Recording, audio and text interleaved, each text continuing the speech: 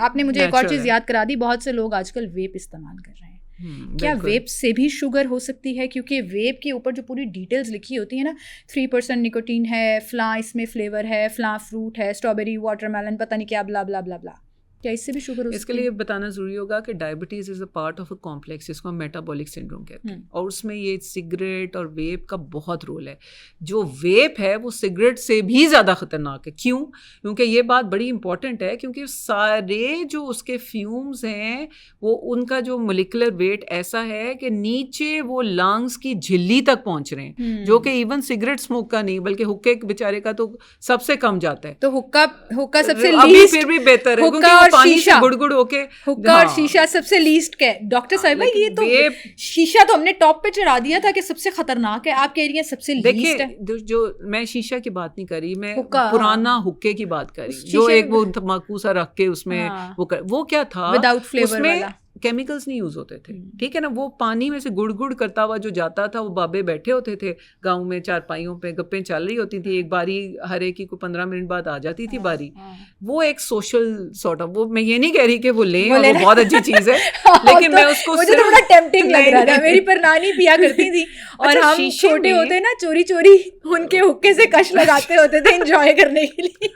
नहीं लेकिन जो शीशा है उसमें क्या ऐड हो गया, केमिकल्स, जिसकी वजह से डिफरेंट फ्लेवर्स आए। सबसे बड़ी बात है फ्लेवर्स ऐड हो गए ना, शीशा प्लस वेप दोनों में फ्लेवर है। सिगरेट के अंदर और हुक्के के अंदर टोबैको है, फ्लेवर कोई नहीं है। ये जो आर्टिफिशियल फ्लेवर्स हैं वेप में, जो पॉड्स डलते हैं या जो लिक्विड इसके अंदर डलता है, ये मुझे लगता है इट्स स्वीट ऑब्वियसली।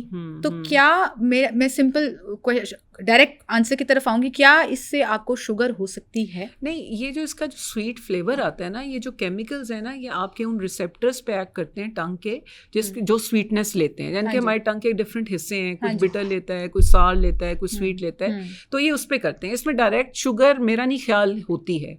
असल चीज़ जो है ना, जो केमिकल आपके मेटाबॉलिज्म पे, जैसे सिगरेट, जैसे शीशा, ये उससे भी ज़्यादा स्ट्रॉन्ग है, और ये अंदर जाके आपकी लंग्स को उड़ा रहा है, और ये एब्जॉर्ब हो रहा है आपकी सर्कुलेशन में, और ये वो काम कर रहा है जो कि अगर सिगरेट 10 साल में करेगा तो ये 2 साल में कर लेगा। तो ये बहुत ख़तरनाक है, और इसमें खाली शुगर नहीं आती, इसमें और भी कैंसर, लंग्स की डिफरेंट कंडीशंस, और यंग बच्चे हमारे पास आ रहे हैं वेप जो करते हैं बिल्कुल यंग एजेस में, लेट आप समझ लें 20s में 30s में, जिनमें हमें कॉम्प्लिकेशंस नजर आ रही हैं, and definitely it is related to metabolic syndrome. आजकल ना एयर फ्रायर बहुत सोशल मीडिया पे आपको नज़र आ रहा होगा, हर कोई इस्तेमाल कर, ओहो मुझे तो ऑयल डीप फ्राई चीज़ें नहीं चाहिए। फिर ऐसी बात आई कि डॉक्टर्स ने मना करना शुरू कर दिया, एयर फ्रायर यूज़ नहीं करना, इट्स नॉट हेल्दी। आपकी ओपिनियन इस पर क्या है? देखिए, बहुत सारी चीज़ें ना टाइम बताता है।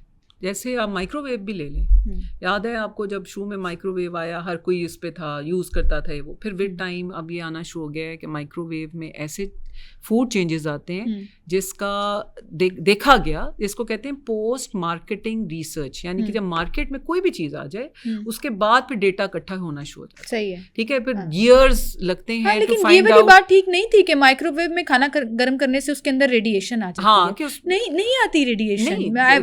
Research did on Google a lot, I am not sure कि वो सही है या नहीं है। उसमें रेडिएशन नहीं आती, उसमें जो देखा गया, जो कहा गया है कि उसमें कुछ ऐसे changes with in the food वो लाता है जो कि कार्सिनोजेनिक होते हैं। इसी तरह अब ये पोस्ट मार्केटिंग एनालिसिस नहीं बताया ना ओवर द ईयर। याद है जब हम बचपन में थे तो माइक्रोवेव, मैं तो, आप तो मुझसे बहुत छोटी हैं, लेकिन जब मैं बचपन में थी तो माइक्रोवेव आया और ऐसे धड़ाधड़ हर कोई ले रहा है माइक्रोवेव, अंदर डाला, वो अम्मी को कहने की जरूरत नहीं है ये वो। लेकिन अब मैं ही हूँ जो मैं अपने बच्चों को मैं कोशिश करती हूँ कि माइक्रोवेव ना यूज करूँ, क्योंकि अब दिल में खदशा तो आता है ना कि आखिर क्या हुआ इतने सालों में। डॉक्टर आप ये कह रही हैं कि if you can avoid microwave तो आपको करना चाहिए, ट्राई टू अवॉइड। देखें बहुत सारी चीजें आप देखेंगे कि पूरा सर्कल चला के वापस आ रही है, मट्टी के बर्तन। फिर लोग ये सोचते हैं गोरे कैसे जिंदा हैं, वो तो है ही मशीनों पे, कॉफी मशीन भी उनकी पड़ी हुई है, माइक्रोवेव भी पड़ा हुआ है, ग्रिल भी उनके घर, तो चूल्हा शायद चलता ही नहीं होगा। मैकेनिज्म ऑफ एक्शन फर्क है। आई एम जस्ट सेइंग कि वो तो है ही डायरेक्टली इलेक्ट्रॉनिक्स के ऊपर ना, तो वो भी तो माइक्रोवेव नहीं, तो वो अब देखें ना, तभी तो प्रेवेलेंस मैलिग्नेंसी की ज्यादा, कैंसर की ज्यादा होनी शुरू हो गई है।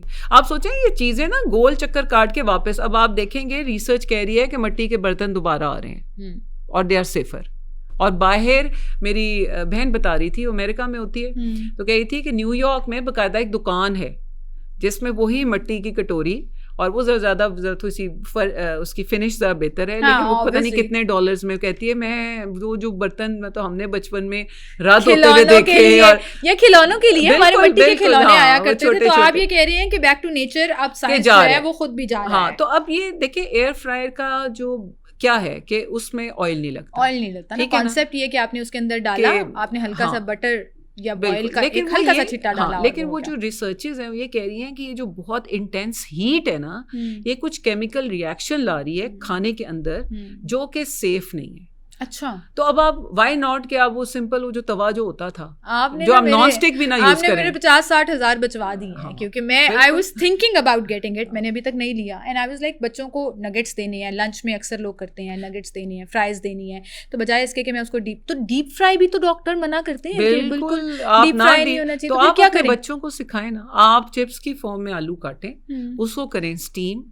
उसके ऊपर डालें कोई ऐसे सॉल्ट, थोड़ा सा पेपर, जो भी बच्चे पसंद करते हैं, और बच्चों को खिलाना शुरू करें। अच्छा, मतलब स्टीम देना steam is much better than best air fryer या डीप फ्राई। देखें जो वेजीज है ना, वेजिटेबल्स, वो तो आराम से बेस्ट नहीं, आराम से भी हो जाती है। उनकी बेस्ट वर्जन जो है ना वो स्टीम्ड इसलिए है क्योंकि हम जो करते हैं वो टिंडे को भून के ऐसी उसकी बेइज्जती करते हैं, निकाल देते हैं। भरकस, ना सिर्फ भरकस निकलता है, उसकी जो न्यूट्रिएंट्स हैं वो सारे जल जाते हैं by the time they reach our stomach. तो अब वही टिंडों को है थोड़ा सा देखें, टेस्ट डेवलप करने वाली बात है ना। जैसे कई लोग साग उन्हें पसंद नहीं है, लेकिन जो खाते हैं बहुत शौक से खाते हैं। तो इस तरह अब स्टीम्ड वेजिटेबल्स का बच्चों को आप जब बॉइल्ड स्टीम, जैसे मटर बॉयल हुए ये बेस्ट फॉर्म्स हैं, क्योंकि इसमें ना कोई न्यूट्रिएंट ऐड हो रहा है, ना उसके ऊपर कोई डैमेज करने वाली कोई रेज आ रही है, स्टीम हो रहा है, नरम हो रहा है और बच्चे खाएं, और वो उसका एसेंस और उसकी जो टेस्ट है वो वैसे का वैसे रहता है। अच्छा, मैं एक बात बताती हूँ, क्योंकि मेरे घर में तो कोई ऐसा स्टीमर नहीं है जो फैंसी चीज होती है, तो मैं एक चीज बताने लगी। ना, आप एक बर्तन लें पानी का, उसके ऊपर वो रखें, मैं बता रही हूँ आपको, एक छाननी भी मिलती है, और अब आजकल ना जो हमारे यूजुअल चाय बनाने वाले सॉसपेन्स है ना, उनके ऊपर रखने के लिए एक शीट मिलती है जिसमें बड़े बड़े सुराख हैं। So what I used to do is, अपनी छोटी बच्ची के लिए भी और बच्चे के लिए भी मैंने ये किया है कि आड़ू, खुबानी, फल काट के उसके ऊपर रख दिए, उसके ऊपर ढक्कन दे दिया और हल्की आंच पे 15-20 मिनट के लिए रख दिया। वो उसकी स्टीम से खुद ब खुद, मतलब अभी मैं उनको अगर ब्रोकली बना के देती हूँ तो आई डू एग्जैक्टली दिस। तो ये इतनी अच्छी चीज़ है, एक तो वो मलीदा सा बन जाता है, बच्चे आराम से खा लेते हैं जिनके बच्चों के दांत नहीं होते। दूसरा, दिस इज वेरी हेल्दी, मुझे याद आ गया। तो ये उसको मैंने कहा मैं थोड़ा डॉक्टर साहिबा को भी इम्प्रेस करूं, बताऊं मैं थोड़ा सा ये करती रही हूं। That's wonderful. और ये आप देखेंगे छोटे छोटे कंटेनर्स पर नहीं कितने 100 के मिलते हैं, जिसमें ये मैश्ड फ्रूट्स होते हैं, वो यही चीज है, और उसमें प्रिजर्वेटिव्स हैं, आपने विदाउट प्रिजर्वेटिव दे दिया। क्योंकि मैंने किया ना, वो कोई आई थिंक 1500-1600 की इतनी सी डब्बी मिलती थी, एंड देन ट्राइड घर पे खुद से, तो वो मुझे लगा बहुत सस्ते में हो गया और फ्रेश, सबसे बड़ी बात। अच्छा जी,